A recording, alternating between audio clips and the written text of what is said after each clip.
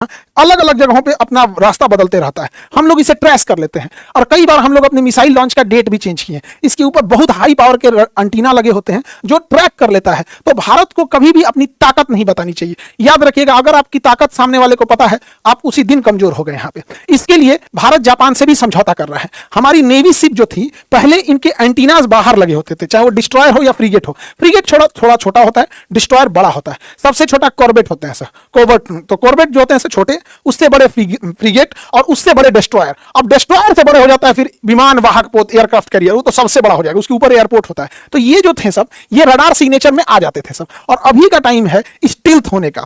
Stealth मतलब दुश्मन के रडार में ना आए, लेकिन कितना भी करिएगा तो इतना बड़ा जहाज तो आ ही जाएगा। इसके लिए जापान ने एक टेक्नोलॉजी लाया, उसने अपने सरफेस को ऐसे बनाया कि सारी एंटीना को इस एक खंभा के अंदर डाल दिया। इसका नाम रखा यूनिकॉर्न मास्ट। यूनिकॉर्न मास्ट की खासियत क्या है, इसमें आप देखिएगा कोई एंटीना बाहर नहीं दिखेगा, सब इसके अंदर कर दिया। एंटीना लगा दिया सारा सिस्टम, बाहर से एक कवर लगा दिया रेडॉम का, नाम रखा यूनिफाइड कॉम्प्लेक्स रेडियो एंटीना। इसी को शॉर्टकट में यूनिकॉर्न नाम दे दिया गया, यूनिफाइड, इसका यूनिकॉर्न नाम दे दिया। अभी भारत से ये समझौता हुआ है, वो भारत को ये टेक्नोलॉजी भी देने को तैयार है।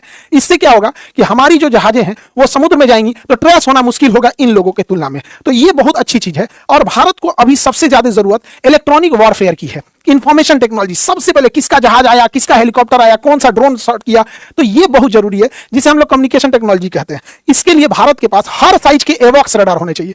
एयरबॉर्न, ये हो गया आपका airborne warning system and control system, एवॉक्स सिस्टम हो गया। अब इसमें भी दो तरह के होते हैं, कुछ छोटे आकार के होते हैं, जैसे अमेरिका का E2 हॉकाई हो गया, ये 400 किलोमीटर तक जा सकता है। और ये बड़े जहाजों पर लगा देते हैं तो ये बहुत लंबी दूरी तक जा सकता है। इसके ऊपर देखिएगा रडार लगा होता है, ये अपने आप में एक कमांड सेंटर है। अब जैसे ये यहां खड़ा हो जाएगा, वहां से 700 किलोमीटर अंदर तक देख लेगा। अब